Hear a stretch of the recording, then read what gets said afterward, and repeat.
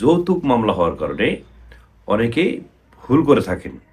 কোন ভুল করলে আপনার শাস্তি হবে, কতদিন শাস্তি হবে, আর কি করলে শাস্তি হবে না, কিছুই হবে না, একটু জানিয়ে দেওয়ার চেষ্টা করব। অনেকের নামে যৌতুক মামলা হয়, অধিকাংশ মামলা মিথ্যা হয়ে থাকে। এই মামলাগুলো সাধারণত কোর্টে হয়ে থাকে। এখন স্বামী স্ত্রী দ্বন্দ্ব হতেই পারে, স্বাভাবিক। এই দ্বন্দ্ব হওয়ার কারণে দেখা যাচ্ছে যে স্ত্রী না জানলেও স্ত্রীকে বাধ্য করা হয়।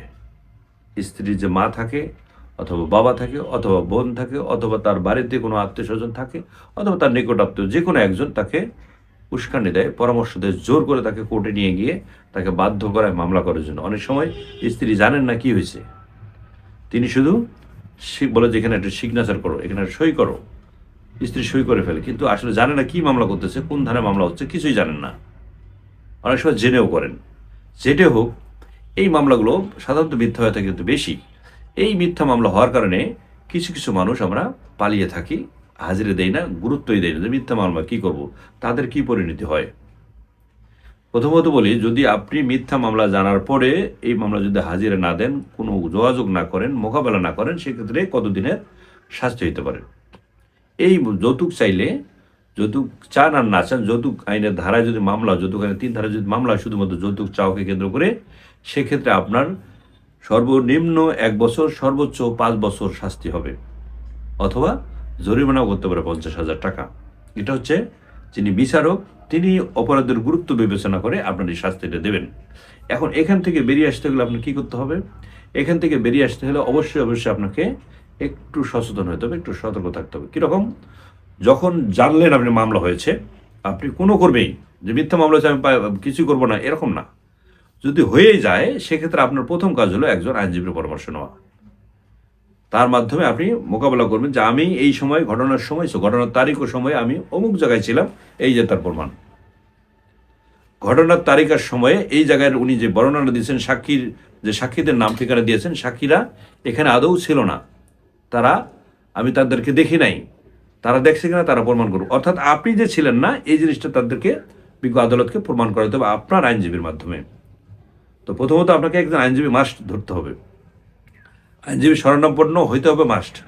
এটা হচ্ছে আপনাকে প্রমাণ করার জন্য। তবে আমার বিশেষ করে আজকের ভিডিওর মধ্যে যেটা কথা, গুরুত্বপূর্ণ কথা বলবো, সেটা হচ্ছে যদি এই ধরনের মামলা হয়েই যায়, আপনি জেনে যান যে মামলা হয়ে গেছে, আপনি, অনেকেই দেখা যাচ্ছে বিদেশে চলে যান, প্রবাসে থাকেন, এই প্রবাস থাকাকালীন সময় গুরুত্ব দেন না, এই প্রবাসে থাকা অবস্থায় তার শাস্তি হয়ে যায় 2 বছর। যদি এরকম হয়ে যায়, সেক্ষেত্রে এই হওয়ার পরেও যদি শাস্তি হয়ে যায়, দেখা গেল যে আপনার 1 বছর শাস্তি দিয়েছে, আপনি আসবেন।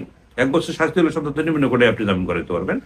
আপনি আসার পরে এটা আপনার জানার দরকার নেই, আপনি জানবেন শুধু একজন আইনজীবী ধরলে কাজটা আপনার হবে।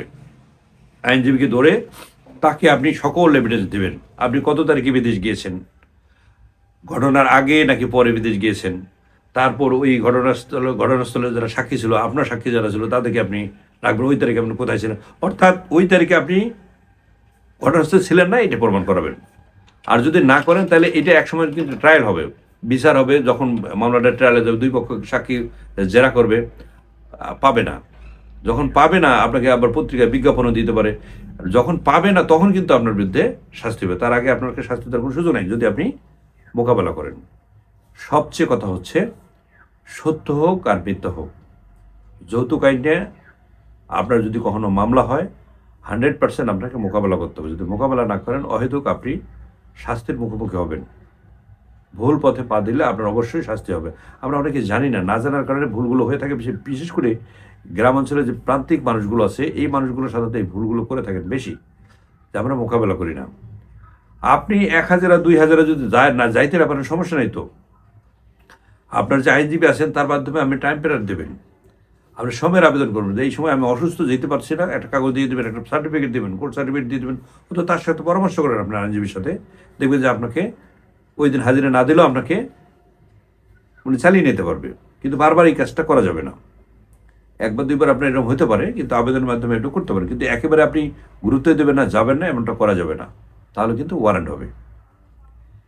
এই কারণে কিন্তু ওয়ারেন্টগুলো বৃদ্ধি হয়।